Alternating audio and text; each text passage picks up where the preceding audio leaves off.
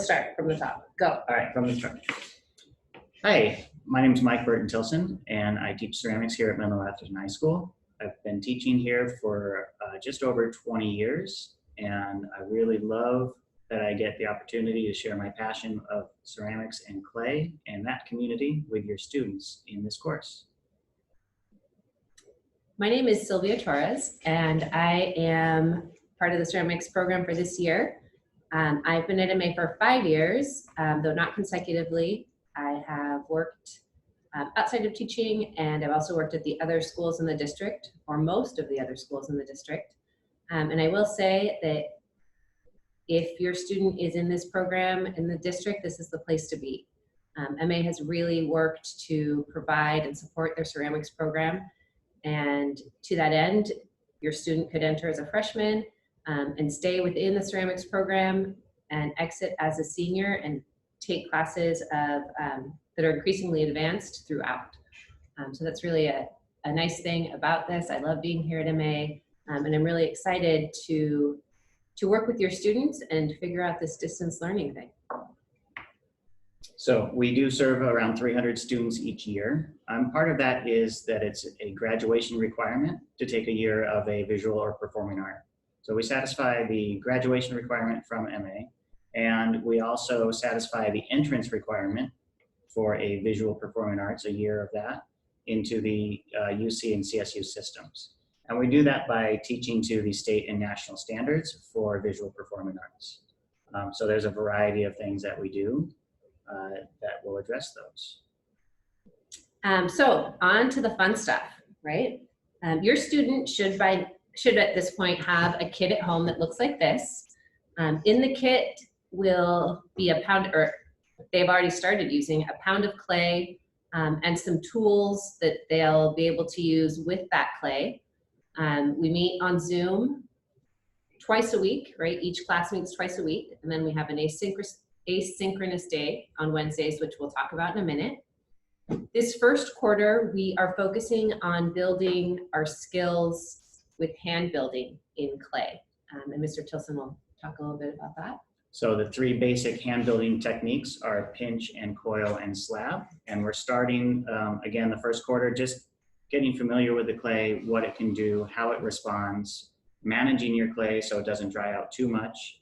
And a pinch pot looks similar like this. It's pretty standard technique. So a lot of people have taken a class previously in high school or college or at a community center. It's the same technique. There's the pinch of it.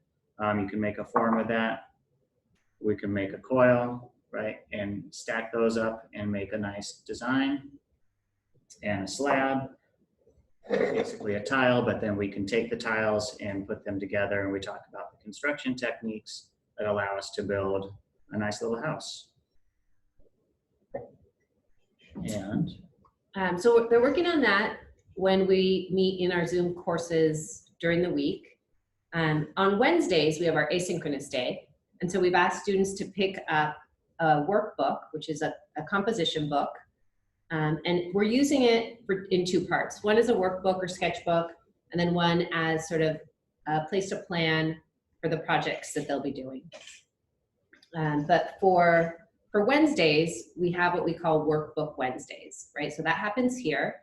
And it's a series of prompts. So they'll get a prompt every week to respond to in their workbook.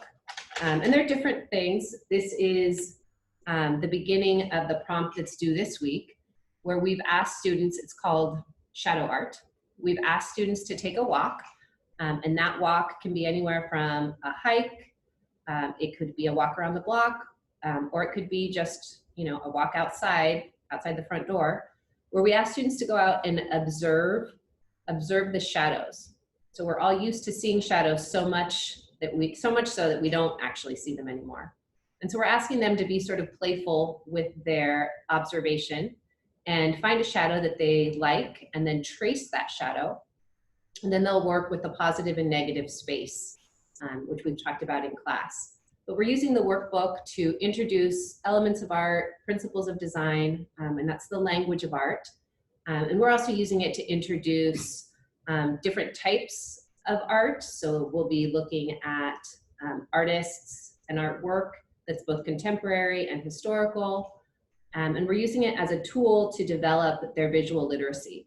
So it's something that is helping us to move beyond working with just clay or just paint and really talk about the art world in a broader sense.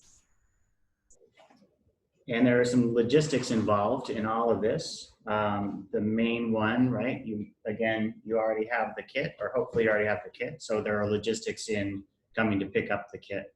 There will also be in quarter 2, when we have students pick up work or drop off work rather to have fired. When we have our first project, they'll have to come back with their project ready for firing. And then we'll run it through the kilns here. And then we'll return it with some surface design supplies or materials. And it'll be in this form.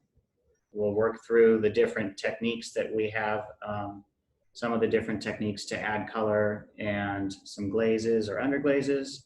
And then they'll give it back to us a second time, where we'll fire it again a second time, and then it'll be finished and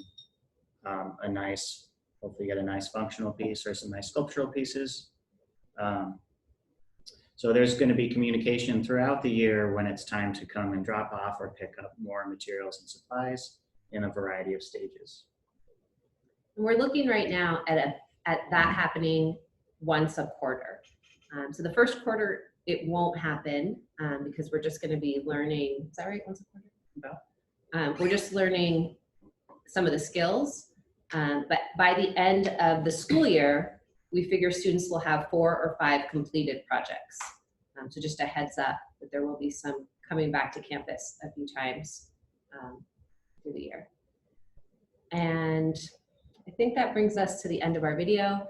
If you have any questions or comments, there'll be a slide following this video that'll give you our contact information. We're available through Canvas, through email, and through the Remind app. All right. Thank you for your time this year. We're looking forward to a great year.